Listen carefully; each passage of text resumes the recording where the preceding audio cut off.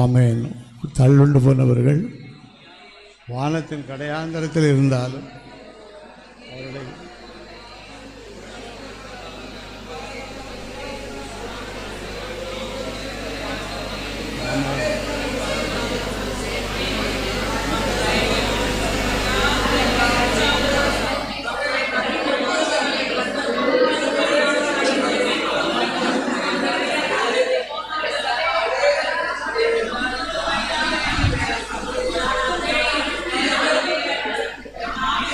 வானத்தின் கடையாந்தரத்தில் இருந்தாலும் அங்கே இருந்து நான் அவங்கள கூட்டி சேர்ப்பேன்னு சொல்லி ஆண்டவர் சொல்கிறாரு.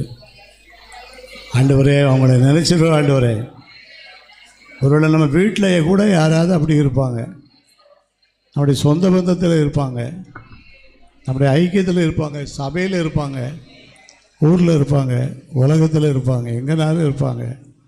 ஆண்டவர் விட்டு தூரம் போயிருக்கலாம். அவங்கள ஆண்டவர் கொண்டு வரணும்னு சொல்லி நம்ம ஜெபம் பண்ணியிருக்கிறோம். அவங்கள நினச்சிக்காரோ ஆண்டவரேன்னு சொல்லி ஆண்டவர் அவங்கள நினைத்து அவங்கள எவ்வளோ சீக்கிரமாக கொண்டு வர முடியுமோ அவ்வளோ சீக்கிரமாக கொண்டு வந்து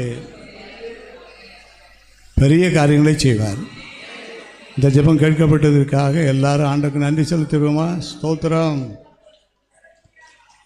துதி செய்ய தொடங்கியதும் எதிரிகள் தங்களுக்குள் மடிய செய்தேர்.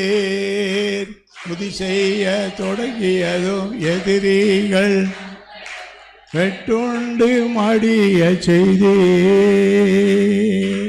உம்மாலாகோ எல்லாமாகோ, உம்மாலாகோ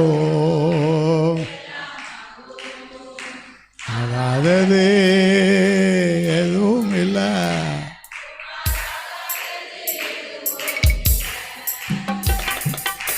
ஆகாதது எதுவும் இல்லை.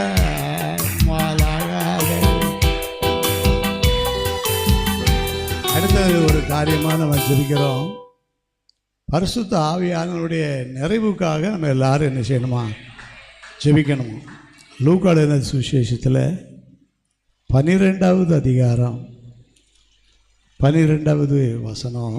லூக்கா 12:12. நீங்கள் பேச வேண்டியவைகளை பரிசுத்த ஆவியானவர் அந்நேரத்தில் உங்களுக்கு கொடுக்கிறார், போதிப்பார். பாருங்கள், எவ்வளோ ஒரு ஆசீர்வாதமான வார்த்தை பாருங்கள். நம்ம